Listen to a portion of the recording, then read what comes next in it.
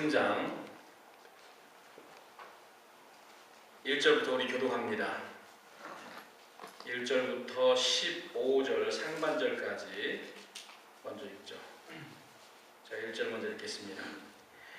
여호와께서 가나안 전쟁을 알지 못한 이스라엘을 시험하려 하시며 이스라엘 자손의 세대 중에 아직 전쟁을 알지 못한 자에게 그것을 가르쳐 알게 하려 하사 남겨두신 열국은 블레셋 5 방백과 가나안 모든 사람과 시돈 사람과 바알 헤르몬 산에서부터 하맛 어우까지 레보난 산에 거하는 히위 사람이라.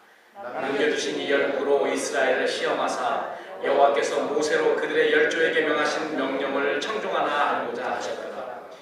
이스라엘 자손은 마침내 가나안 사람과 헷 사람과 아모리 사람과 브리스 사람과 히위 사람과 여부 사람 사이에 거하여 그들의 딸을 취하여 아내를 삼으며 자기 딸들을 그들의 아들에게 주며 또 그들의 신을 섬겼더라. 이스라엘 자손이 여호와의 목전에 악을 행하여 자기들의 하나님 여호와를 잊어버리고 바알들과 아세라들을 섬긴지라. 여호와께서 이스라엘에게 진노하사 그들을 메소포다미아 왕 구산 리스다임의 손에 파셨으므로 이스라엘 자손이 구산 리스다임을 8년을 섬겼더니 이스라엘 자손이 여호와께 부르짖음에 여호와께서 그들을 위하여 한 구원자를 세워 구원하게 하시니 그는 곧 갈렙의 아우 그나스의 아들 온니엘이라. 여호와의 신이 그에게 임하셨으므로 그가 이스라엘 사사가 되어 나가서 싸울 때에 여호와께서 메소포다미아 왕 구산 리스다임을 그 손에 붙이심에 온니엘의 손이 구산 리스다임을 이기니라. 그 땅이 태평한 지 40년에 그나스의 아들 온니엘이 죽었더라. 이스라엘 자손이 또 여호와의 목전에 악을 행하니라. 이스라엘 자손이 여호와의 목전에 악을 행함으로 여호와께서 모압 왕 에글론을 강성케 하사 그들을 대적하게 하시매 에글론이 암몬과 아말렉 자손들을 모아가지고 와서 이스라엘 쳐서 종려나무 성읍을 점령한지라. 이스라엘 자손이 모압 왕 에글론을 18년을 섬기니라. 이스라엘 자손이 여호와께 부르짖음에 여호와께서 그들을 위하여 한 구원자를 세우셨으니 그는 곧 베냐민 사람 게라의 아들 왼손잡이 에우시라. 30절과 31절 건너뛰어서 우리 같이 함께 읽겠습니다. 30절 31절입니다. 다 같이 시작. 그날에 모압 사람이 이스라엘의 수하에 항복하매 그 땅이 80년 동안 태평하였더라. 에우스의 후에 아나스의 아들 삼갈이 사사로 있어 소모는 막대기로 블레셋 사람 600명을 죽였고 또 이스라엘을 구원하였다. 사사 3명이 나오죠. 처음에는 갈렙의 동생, 갈렙의 동생의 아들이죠. 그래서 온니엘이 나옵니다. 온니엘이 나오고 그 다음에 에우시 나오고 삼갈, 이 3명이 이스라엘이 그 주위에 있는 열방 국가에 압제당할 때 하나님께서 내어보내신 구원자의 이름입니다. 사사, 우리가 사사기를 공부하기 때문에 그들의 직책은 사사였죠. 그래서 이 3명에 대한 그러한 스토리를 오늘 우리가 같이 한번 공부하도록 하겠습니다. 로마 제국의 강력한 지도자였고 또 용맹스러운 군인이었으며 웅변가의 잘생긴 외모의 소유자였던 마르커스 안토니에게도 한 가지의 부족한 점이 있었습니다. 그것은 뭐냐면은 이 사람이 도덕과 인격의 결함이 있었어요. 아주 잘 나가고 머리도 좋고 비상하고 사람들에게 인기도 좋고 그랬는데 이 사람이 도덕과 인격의 결함이 있었습니다. 그래서 그 스승이 그 면전에다 대고 꾸중을 했어요. 야 마커스야, 너는 세상은 정복하면서 한낱 유혹은 뿌리치지 못하는 것 보니까 너는 덩치만 큰 어린아이다. 어른같이 생긴 어린아이야. 그렇지만은 계속해서 그 유혹을 뿌리치지 못하고 항상 도덕과 인격 시험에 종종 넘어졌다고 합니다. 그러나 자기 자신과 로마 제국의 가장 중요한 순간이었던 마르커스 안토니가 그 애국으로 이집트로 그 원정을 갔는데 원정에 가서도 계속해서 습관적인 자기 욕심에 순종하는 그런 일이 연속이 되었어요. 여러분 매일매일 행하는 사람은요 중요한 때에도 그것이 계속 나오게 되어 있습니다. 습관적으로 자기 욕심에 순종하는 일이 연속되어서 무방비 상태에 있는 자기 마음에 클레오파트라를 끌어들입니다. 그래서 순간의 쾌락을 위해서 그녀와의 불륜관계를 맺고 그런 자기 아내는 물론 가지고 있던 권력과 마침내 자기의 생명까지도 그것 때문에 잃는 그런 비참한 결과를 가져옵니다. 여러분, 아무리 훌륭한 재능을 소유한 사람이라도, 또한 아무리 그럴듯한 명성을 자랑하는 사람이라도 유혹에 자꾸만 힘없이 무너진다면 우리는 덩치만 큰 어린아이에 불과한 것입니다. 그렇기 때문에 성숙한 성도들은요, 자기를 넘어뜨릴 수 있는 모든 육신의 정욕들을 자기의 삶에서 단호하게 진멸하든지 쫓아내든지 둘 중에 하나입니다. 여러분, 사사기에 우리가 지난주에 가장 많이 사용했던 그 말이 무엇입니까? 쫓아내지 않았더니, 진멸하지 않았더니. 하나님께서도 쫓아내지 않았어요, 나중에는. 그랬더니 그 쫓아내지 않은 그 가나안 거민들이 눈에 가시가 되고 옆구리에 채찍이 되고, 결국은 그 우상들이, 쫓아내지 않은 그런 우상, 그 바알의 그 신상이나 그 제단들이 결국은 어떻게 됩니까? 그들을 진멸하게 하는 그런 결과를 낳지 않습니까? 그래서 우리 그리스도인들, 특별히 성숙한 그리스도인들은 자기를 넘어뜨릴 수 있는 모든 육신의 정욕들을 그들은 남겨두지 않습니다. 우리 안에 거주하고 있는 이 가나안 거민들이에요. 내 안에 있는 자존심, 내 안에 있는 정욕, 모든 육체의 이런 모든 정욕들, 이 가나안 거민이에요. 영적인 가나안 거민. 이것을 쫓아내지 않으면 처음에는 아무것도 아닌 거죠. 이거 하나가 나를 어떻게 하겠나 이렇게 생각하지만 그거로 인해서 결국은 어떻게 돼요? 결국은 우리가 하나님의 우리를 위해서 약속하신 그 기업을 받지를 못하는 것입니다.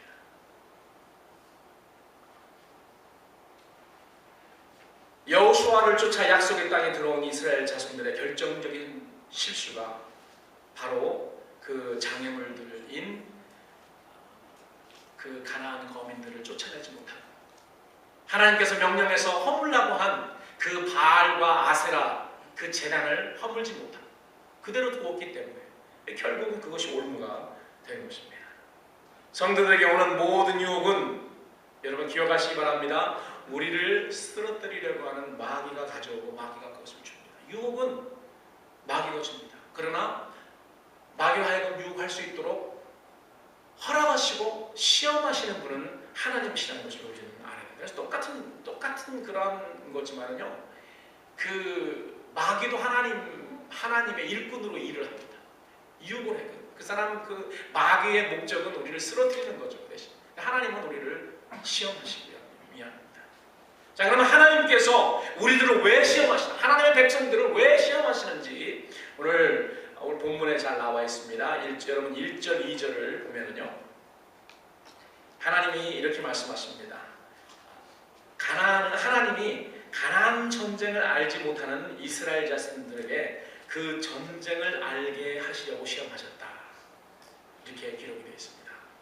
그래서 가나안 거민들을 남겨놓으신 거예요. 가나안 전쟁, 이 전쟁을 모르는 이스라엘 백성들로 하여금 전쟁을 알 수 있도록 가나안 거민들을 남겨놨어요. 가끔 이 TV를 보면은 제가 동물 이야기를 많이 하죠. 그 치타나 사자나 이런 맹수들을 보면은 먹이를 죽이지 않고요, 살려가지고 새끼들을 데리고 오는 그런 경우가 있습니다. 그래서 새끼들로 하여금 연습시킵니다. 전쟁할 수 있는. 그래서 훈련을 시킵니다. 그렇게 시험. 이 새끼들이 어느 정도 지금 수준에 와 있는지. 뭐 어떤 치타 새끼들은 보면 어머니와 거의 몸이 비슷합니다. 덩치는 큰데 아직도 스스로 먹이를 가져올 수 있는, 획득할 수 있는 그런 기술이 없기 때문에 종종 그렇게 하는 것을 우리는 TV를 통해서 자주 보게 됩니다. 여러분, 가나안 전쟁은 그 땅의 거민을 진멸하고 쫓아내는, 그 땅을 차지하는 점령 전쟁이었습니다. 그런데 이스라엘 자손들이 이제 여호수아 영도 아래 그 가나안 땅에 들어왔지만은 이제 그 2세대들은 없어지고 3세대가 이제 태어났는데 그들은 이 전쟁을 알지 못합니다. 그렇기 때문에 하나님께서 전쟁을 알지 못하는 그 세대에게 전쟁을 가르치기 위해서 가나안 거민들을 그대로 버려둡니다. 여러분, 이스라엘 백성들의 전쟁은 그 땅의 가나안 거민들과의 싸움이었지만 여러분, 우리들의 싸움은 좀 다릅니다. 비슷한 점도 있지만 다른 점이 있죠. 우리의 싸움은 혈과 육의 싸움이 아니에요. 사람과의 싸움하는 것이 아닙니다. 어떤 우리의 그 사람들, 어떤 나쁜 그런 악인들과 싸우는 것도 아닙니다. 우리의 싸움, 성도들의 싸움은 혈과 육에 속한 그런 싸움이 아니고 우리 육체 안에 거주하고 있는 영적인 가난한 거민들인 우리의 육신의 정욕들과의 싸움이라는 것을 우리는 명심해야 됩니다. 우리 안에 있는 나와의 싸움, 내 육신에 있는 그런 정욕과의 싸움입니다. 나와의 싸움이고 내 안에 있는 죄와의 싸움이고 그 죄를 컨트롤하고 있는 마귀와의 싸움입니다. 우리 안에 거주하고 있는 육신의 정욕들을 쫓아내고 점령하여서 이제까지는 나 자신의 정욕을 위해 사용되는 이 육신, 이 육체의 병기가 더 이상 나의 육신을, 나의 욕정을 위해 사용되지 않고 하나님의 영광을 위하여 사용되도록 영적 전쟁을 하기 위한 그런 훈련시키기 위해서라는 그 시험을 하나님께서 허락하신다는 것입니다. 하나님께서 이스라엘 백성들의 영적 난태를 방지하기 위해서 남겨놓으신 가난한 거민들이 있는 것처럼 여러분 우리 성도들에게도 하나님께서 무언가를 남겨놓으십니다. 우리 그것이 없으면요 우리는 그냥 완전히 나태해져요. 영적으로 나태하기 때문에 항상 하나님이 누르시는 그런 버튼이 누구든지 성도들이라면 누구든지 있어요. 하나님이 그것만 누르면은 뭐 어떻게 할 수 없는 그냥 하나님 앞에 나와서 부르짖을 수밖에 없는 그런 가시와 같은 시험거리들 그런 것들이 성도들에게 있습니다. 그것은 우리들로 하여금 영적 나태에 들어가지 말도록 하기입니다. 하나님께서 그런 것 남겨두세요. 그 나의 자식이 될 수 있고 나의 남편이 될 수도 있고 부인이 될 수도 있고 직장이 될 수도 있고 나의 어떤 육신의 연약함이 될 수도 있습니다. 하나님께서 그런 것을 우리의 삶에 남겨두셔서 우리들 하여금 영적 나태를 방지하기 위해서 그렇습니다. 우리를 하여금 괴로워하여 하나님 앞에 나와 부르짖게 하는 것들이 꼭 있습니다. 근데 문제는요, 하나님께서 그런 것을 우리 삶에 남겨두셨는데 그리고 하나님께서 그걸 사용하세요. 와서 부르짖으라고 사용하라고 하는데도 그런데도 사람들이 와서 부르짖지 않습니다. 적어도 이스라엘 백성들은 그런 괴로움이 있을 때마다 하나님 앞에 나와서 부르짖었거든요. 우리가 이스라엘 이 민족들 어떻게 이 민족들이 하나님 앞에 그럴 수 있을까? 우리가 그렇게 속으로 이야기를 하는데요. 우리도 이들과 별 다른 것이 없습니다. 못하면 못했지 더 잘하지 않습니다. 하나님은 정신 차려서 영적인 전쟁을 하게 하는 것이고 영적 전쟁을 위해서 훈련받으라는 것입니다. 하나님을 위해서 사용당하기를 거부하는 우리의 육신을 쳐서 복종시키고 점령해서 이기라는 것입니다. 그 가나안 점령 그 전쟁은요, 여호수아를 통해서 그 가나안에 입국하고 그 후에 각 모든 민족들이 그 모든 지파들이 그 땅을 차지하는 그런 전쟁을 계속해서 몇백 년 동안 하지 않습니까? 그 가나안 전쟁이 우리에게 주는 교훈은 뭐냐면 우리가 차지할 것이 있다는 것입니다. 이제까지 육신은 한 번도 예수를 믿기 전에는 하나님의 영광을 위해서 사용되지 못했습니다. 어쩌면 예수님 믿고 예수 그리스도의 인도 아래 구원의 그 땅으로 들어왔는데도 불구하고 차지하지 못하고 점령하지 못하고 있는 줄 들어왔는데 점령하지 못하고 있습니다. 그래서 우리는 계속해서 이 전쟁을 해야 돼요. 우리가 이 육신을 가지고 있는 계속해서 내 육신을 쳐서 복종시켜서 이제는 더 이상 나의 육신의 어떤 욕정을 위해서 내가 사는 것이 아니고 이 육신을 하나님의 영광의 병기로 영광의 무기로 사용할 수 있도록 계속 쳐서 복종시키는 것입니다. 이것이 우리들의 전쟁이에요. 이것이 우리들의 영적 가나안 전쟁입니다. 사랑하는 성도 여러분, 여러분들이 이 가나안 전쟁을 예수 그리스도와 함께 구원의 땅에 들어와서 이 전쟁을 하고 계십니까? 아니면 그 구원의 땅에 들어왔는데도 불구하고 전쟁을 시작도 안 하고 매일 전쟁에서 지고 있습니까? 아니면 그 가나안 우리가 내쫓지 못한 그 가나안의 그 영적 가나안 민족들 모든 그런 욕정들 때문에 그 욕정의 그 결과로 인해서 매일 괴로워하고 매일 넘어지고 자빠지는 그런 상태에 있습니까? 여러분 기억하시기 바랍니다.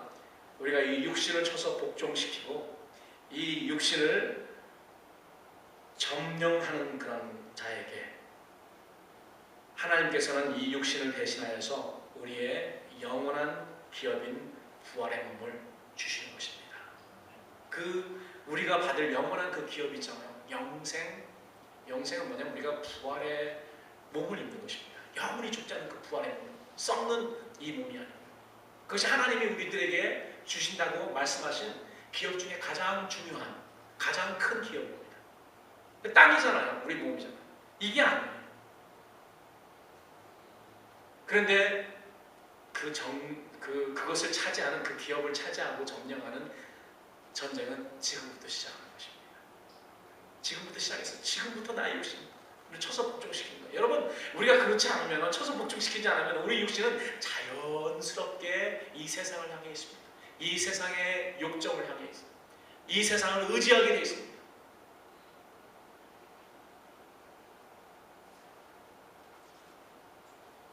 하나님께서 그의 백성들을 시험하시는 또 다른 이유가 있죠. 그것은 하나님께서 명하신 명령들을 청종하나 아시고자 하나님께서 시험하신다는 겁니다.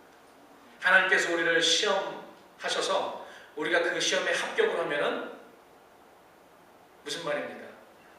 합격하는 사람은 내가 하나님을 사랑해서 하나님의 말씀에 청종합니다. 하나님을 사랑하는 사람이고요. 하나님의 말씀에 순종하고 청종하는 사람입니다. 근데 그 시험에 합격하지 못하는 사람은 어떤 사람입니까? 말로는 하나님 사랑한다고 하지만 하나님 사랑하는 사람이 아니죠. 이스라엘 백성들이 가나안에 들어와서 그 상태가 그렇습니다. 하나님을 사랑한다고 하면서도, 하나님을 경배하면서도 어떻게 해요? 이방신들에게 이방신들을 흠모합니다. 아세라와 바알 신들을 섬기고 하나님과 같이 짬뽕을 섬깁니다. 그래서 하나님은 백성들이 하나님이 명하신 그 명령을 청종하며 하나님을 사랑하는지 아닌지 아시고자 우리를 시험하세요. 이 이스라엘 백성들에게만 그런 것이 아니고요. 여러분, 태초에 에덴 동산에 아담과 하와에게도 하나님께서 이 아담과 하와가 나를 사랑하는지, 나의 말씀을 청종하는지 아시기 위해서 시험거리 하나를 동산 가운데 두었습니다. 그게 뭐죠? 선악을 알게 하는 나로서. 다른 이유가 없습니다. 하나님께서 이스라엘 민족들에게 가나안 거민을 남겨두신 것처럼, 그래서 우리는 종종 그렇게 생각하죠. 뭐 가나안 거민들을 다 쓸어버리시면 그러면은 아무 영이 없어요. 아니에요. 그렇지 않습니다. 그것이 유일하게 하나님께서 이스라엘 백성들이 하나님을 사랑하는지 아닌지 알 수 있는 시험의 도구이기 때문에 하나님께서 남겨두십니다.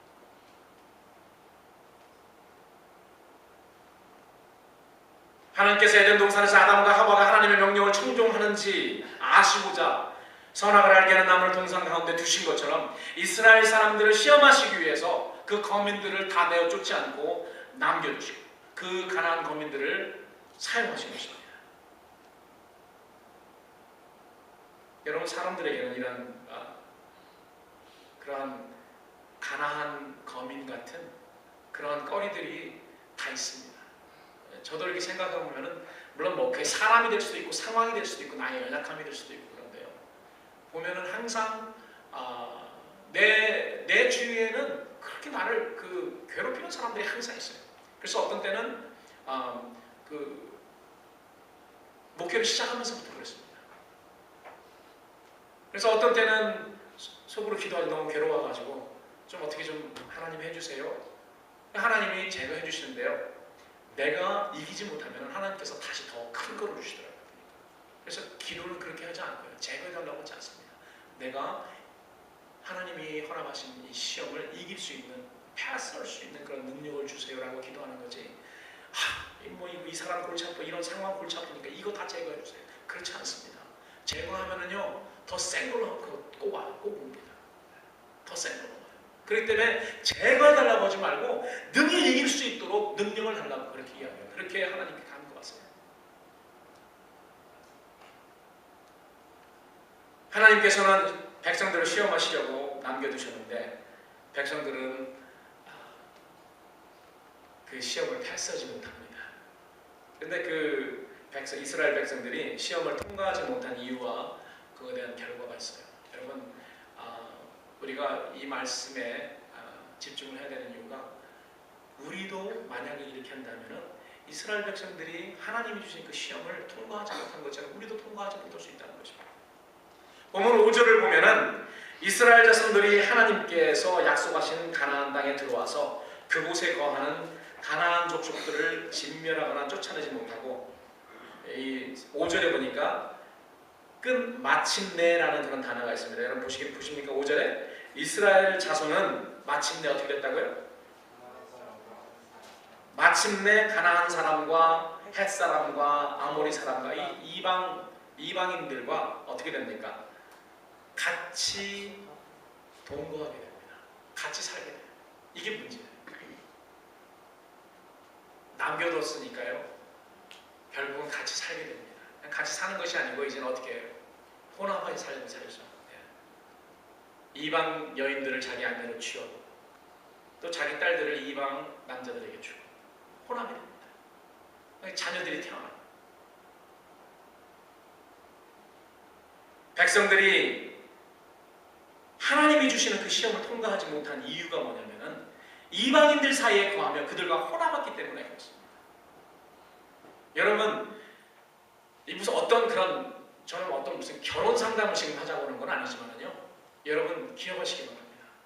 절대로 여러분들 딸들을 믿지 않는 사람들에게 주지 마세요. 믿지 않는 남자에게 주지 마세요. 그 믿지 않는 며느리도 데리고 올 생각을 하지 마세요. 뭐 지금 어차피 데려와서 신앙생활하고 있는 사람은 할 수 없지만 앞으로 믿지 않는 사람에게 딸을 보내지는 말아요. 딸 데리고 오지 말고 아들도 그런데 장가 보내지 말라는 것입니다.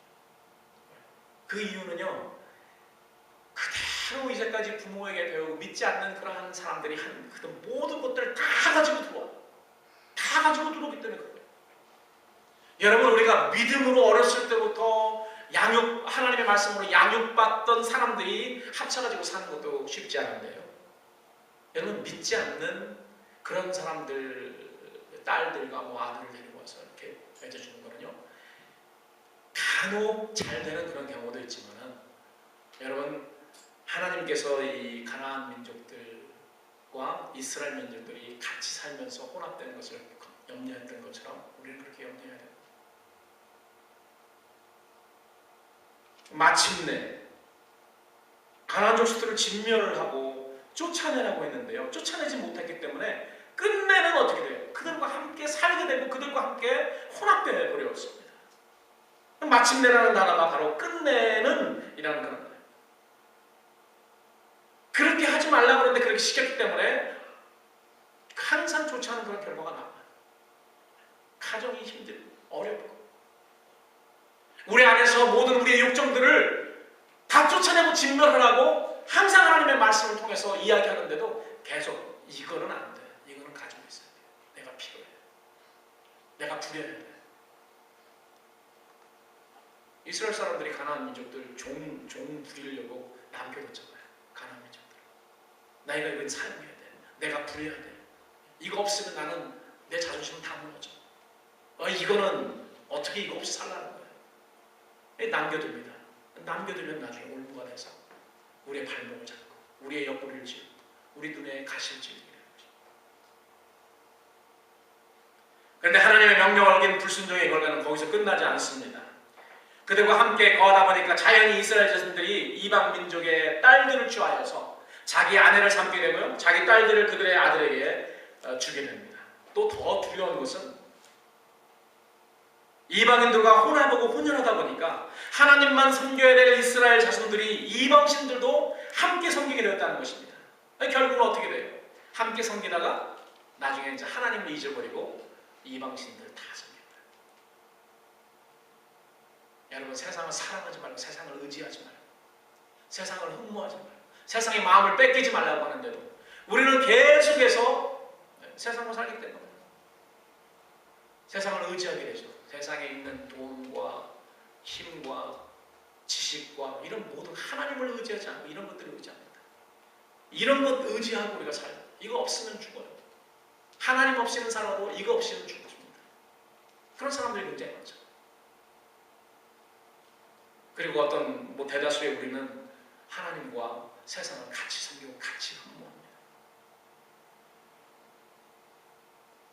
하나님께서 가나안 민족들을 진멸하고 쫓아내라 명령하셨을 때에 이스라엘 백성들은 아마도 그 생각으로 하나님께 많은 범죄를 했을 거라고 저는 그렇게 믿습니다. 스스로 그렇게 말했을지도 몰라요. 하나님은 왜 이리 무자비하셔서 모든 사람들을 진멸하라고 하시지? 하나님은 우리의 사정을 잘 모르시나 봐. 아니, 나는 죽었다 깨어나고 그렇게는 절대 못해. 그 입으로 끝없이 하나님에 대한 자기의 불신을 드러내는 그런 범죄를 하였다는 것입니다.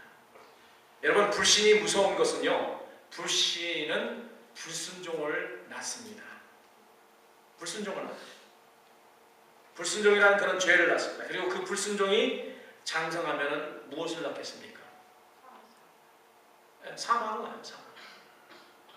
그래서 결국 이스라엘 민족들은 여호수아 23장 15절에서 이렇게 예언을 했습니다.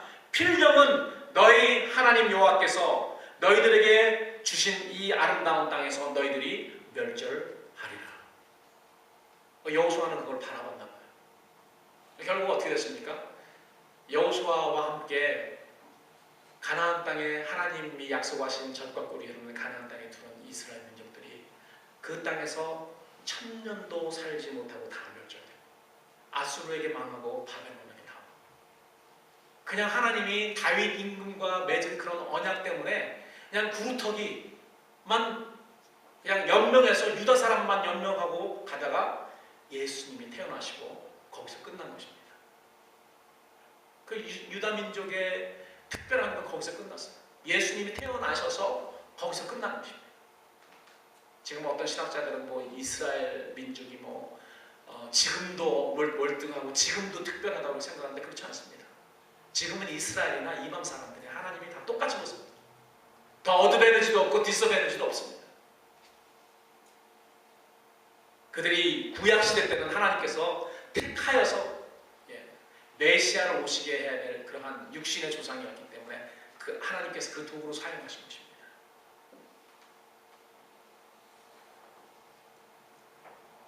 하나님께서 특별히 이방 민족들을 싫어하셔서 이스라엘 사람들에게 이방 민족과 섞이지 말라고 그렇게 말씀하신 것이 아니에요. 이방 신들을 음란하게 섬기고 그 풍습 아래서 생활하는 가나안 거민들과 혼합하면은 하나님께서 이스라엘 사람들에게 이방 사람들과 혼인 금지시킨 이유가 바로 거기에 있어요. 다 가려우기 때문에 그 습관들, 이 잡신들을 섬기는 이방 신들을 섬기는 그런 습관들이 다 옵니다.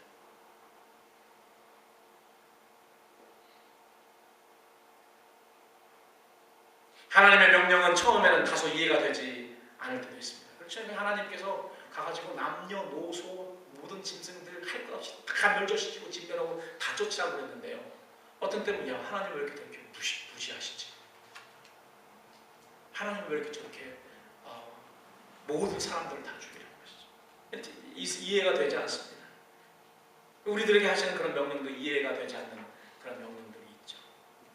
여러분, 다소 이해가 되지 않아도요, 하나님 명령이기 때문에 어떻게 됩니까? 하나님의 명령이기 때문에 순종해야 됩니다. 여러분, 우리가 하나님 명령하실 때 따질 필요 없어요. 우리가 이해할 필요도 없습니다. 내가 이해해야지 나는 한다? 절대로 그렇지 않습니다. 하나님의 명령이기 때문에 해야 됩니다.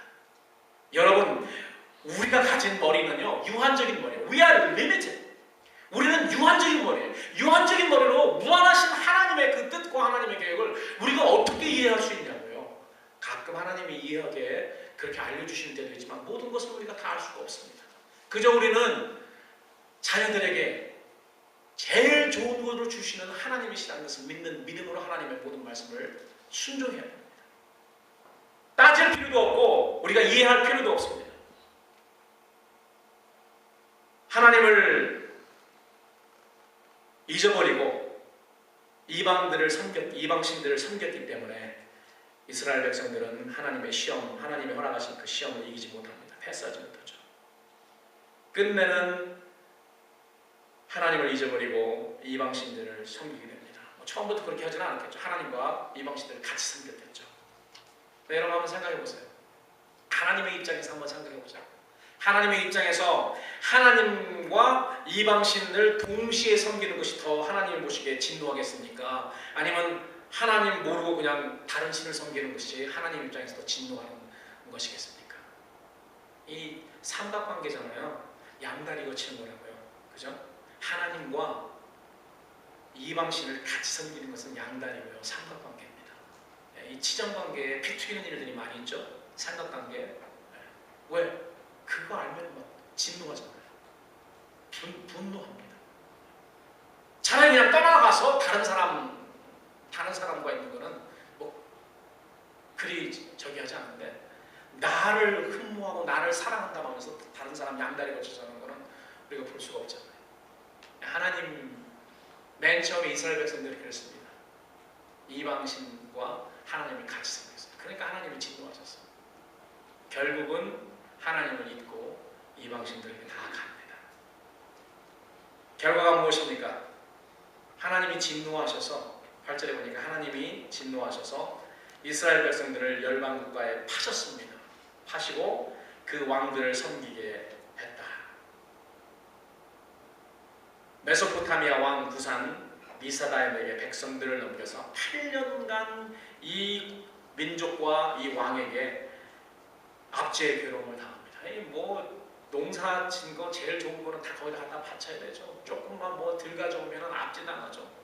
얼마나 괴로웠는지 모릅니다. 그런데도 이스라엘 민족들이 계속해서 그 가나안 땅에 거했습니다. 여기서 우리가 한 가지 알 수 있는 사실이 있죠. 백성들이 하나님 앞에서 죄를 행했다고 당장 그들에게 주신 약속의 땅을 하나님께서 빼앗지는 않습니다.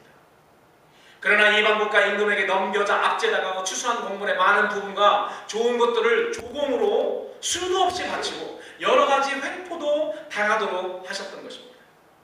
그러니 여러분, 백성들이 농사짓는 그런 기쁨이 있었겠습니까? 일하는 그런 기쁨이 있겠습니까? 하나님이 약속하신 그 젖과 꿀이 흐르는 그 땅에 들어와가지고 사는 재미가 있었겠냐? 농사짓는 거 다 갖다 바쳐야 돼. 약속의 땅에 들어와 살고 있지만 약속의 땅에 들어와 사는 기쁨이 없어져 버렸습니다. 마찬가지로 성도가 죄를 범했다고 하나님께서 당장 그 구원을 걷어가는 것, 빼앗아가는 건 아닙니다. 혹 우리를 얽매는 죄로 인해서 우리 안에 그 구원의 기쁨이 없어집니다. 하나님께서 구원을 뺏어가는 것이 아니고 죄로 인해서 우리 안에 있는 구원의 기쁨이 없어집니다. 그런 구원의 기쁨이 없어져요. 그래서 우리는 우리를 얽매는 죄로 인해서 우리 안에 그 구원의 기쁨이 없었는지 점검해 봐야 됩니다. 구원의 기쁨을 빼앗아갈 수 있는 유일한 것은 바로 우리 안에 있는 죄예요. 구원을 받았지만 반복되는 불신과 불순종으로 인해서 그 구원의 기쁨을 상실하는 것은 성도들에게 엄청난 그러한 손실입니다. 사사기 시대의 이스라엘 백성들이 바로 그런 사람의 대표적인 그런 백성들이 이런 사람들을 대표하는 사람들이었죠. 여호수아의 인도 아래 이미 약속의 땅에 들어와 살고 있었지만 불신과 불순종의 결과로 인해서 구원의 기쁨을 상실하고 괴로움 속에 살고 있었던 것입니다. 사랑하는 성도 여러분, 내 삶에서 이 구원의 기쁨이 사라졌다면 여러분, 우리는 이 구원의 기쁨을 회복해야 됩니다.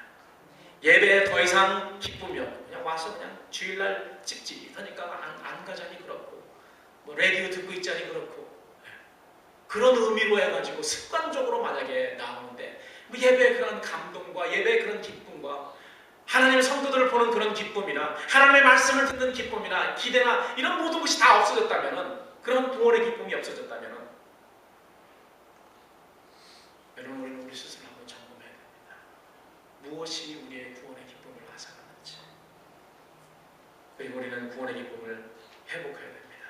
저는 이 구원의 기쁨을 잃어버린 성도들에게 이 구원의 기쁨을 회복하시기를 우리 주님의 이름으로 간절히 간구합니다. 어떻게 회복할 수 있을까요? 대체 우리가 무엇을 어떻게 해야지 우리가 잃어버린 구원의 기쁨을 회복할 수 있을까요? 시편 51편에 보니까 다윗이 범죄한 후에 이런 기도를 하나님 앞에 했습니다. 첫 번째로는 나에게 성령을 거두지 마세요, 이렇게 기도했고, 두 번째로는 주의 구원의 즐거움을 내게 회복시키시고, 다윗도 그 죄 때문에요 구원의 기쁨이 다 없어진 겁니다. 이걸 회복시켜 주세요 기도했습니다. 자원하는 심령을 내게 주사, 내가 자원하는 그런 기쁜 마음으로 나와서 주님을 섬기고 주님을 찬양할 수 있게 해주세요. 그렇게 다윗은 기도했습니다. 여러분, 구원도 하나님께서 주시지만 구원의 기쁨도 하나님께서 회복시켜 주신다는 것을 우리 믿어야 됩니다.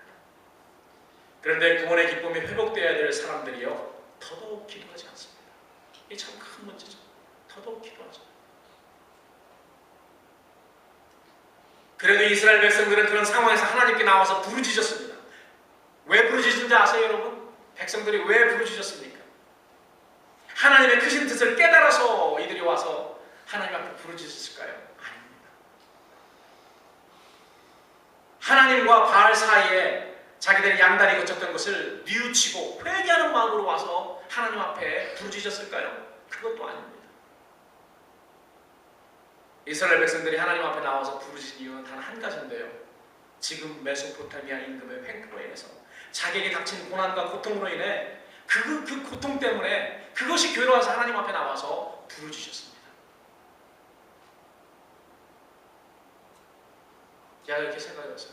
내가 그 입장이었다. 내가 하나님의 입장이었다면 완전히 철저히 회개했는지 안 했는지 다 따지고 다 확인한 다음에 구원의 은혜를 베풀었을 것 같아요.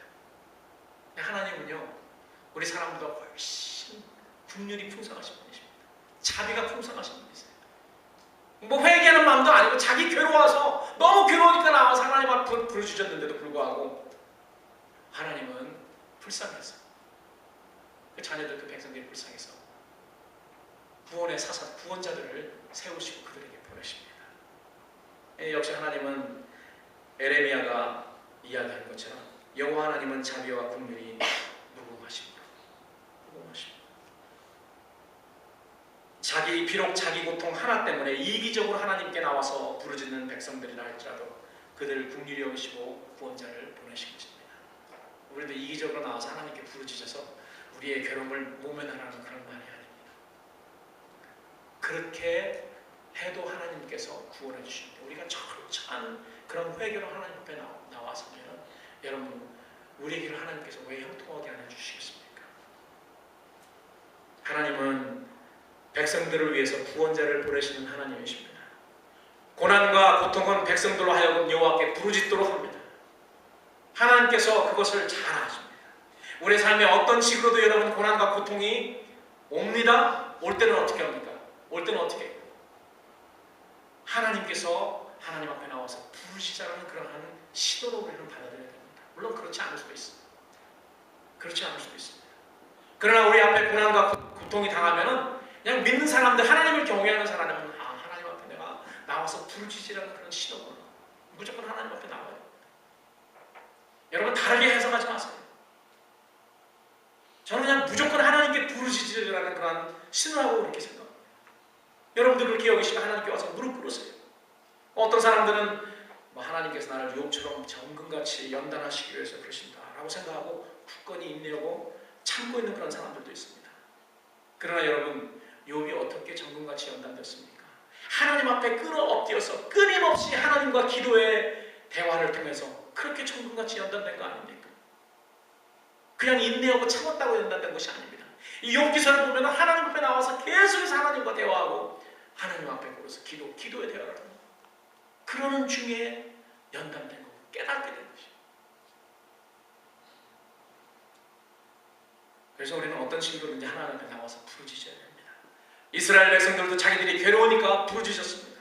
여러분 9절과 15절을 보십시오. 이스라엘 자손이 여호와께 부르짖으며 15절 이스라엘 자손이 여호와께 부르짖으며 여러분 이 말이 사사기 계속해서 나옵니다. 여호와께 부르짖으며 하나님께서 구원자를 주시고 구원자를 주셔서 태평을 얻으니까 어떻게 됩니까? 이스라엘 백성이 하나님의 목정에 악을 행하며 이 계속 반복입니다. 사이클. 여러분 이렇게 이스라엘 백성들은 부르짖었는데요. 여러분 부르짖을 힘조차 없을 때도 있습니다. 그런데 여러분 절대로 그때까지 기다리지 마세요. 여러분 내가 부르짖을 수 있는 그런 힘이 있을 때가 있는데요. 그때 나와서 기도하세요. 내가 부르짖을 힘조차 없는 그 상황까지 가지 말라는 거죠. 중보 기도하는 사람들이 너무 힘들대요. 너무 기도하는 사람이 너무 많아가지고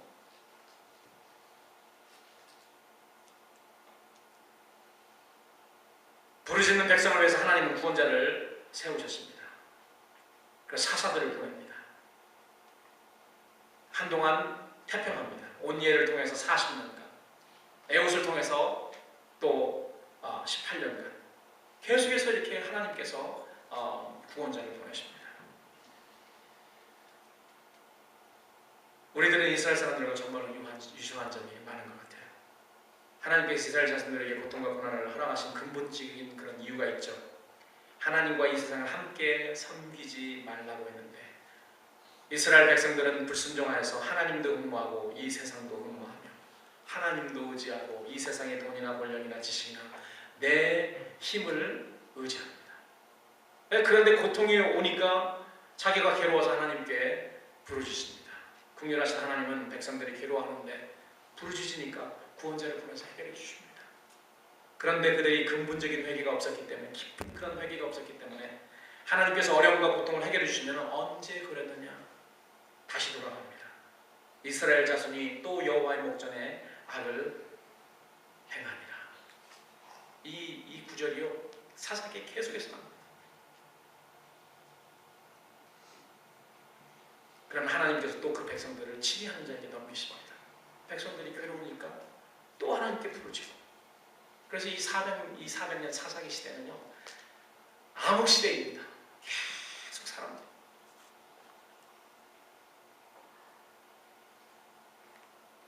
사랑하는 성도 여러분, 결론의 말씀을 맺겠습니다. 여호와 하나님은요 우리들을 시험하시는 분이세요. 이스라엘 백성들을 시험했던 거죠.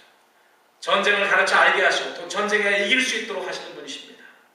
여호와 앞에 악을 행하면 주변 열국들을 통해서 백성들이 압제당하고 고통당하고 이 세상 임금을 섬기게 된다는 것입니다.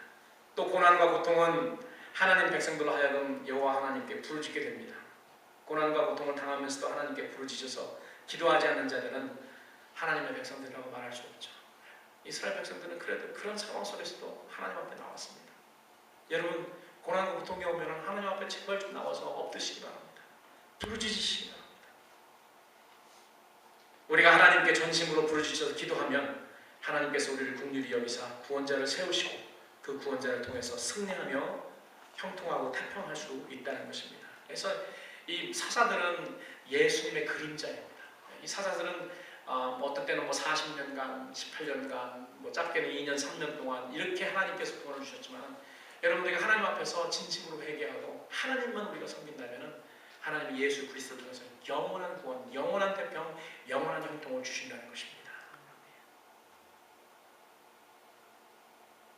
그러나 그 시험에 통과하지 못해서 고통을 당하게 된다면 여러분 우리는 하나님 앞에 오늘 설교의 제목처럼 고통 중에 하나님 앞에 나와서 부르짖어야 할 것입니다. 주께 전심으로 부르짖는 백성들을 위해서 구원자를 세우시는 그런 하나님의 은혜가 여러분들 삶에 충만하시기를 우리 주님의 이름으로 간절히 축원합니다. 아멘. 기도하겠습니다.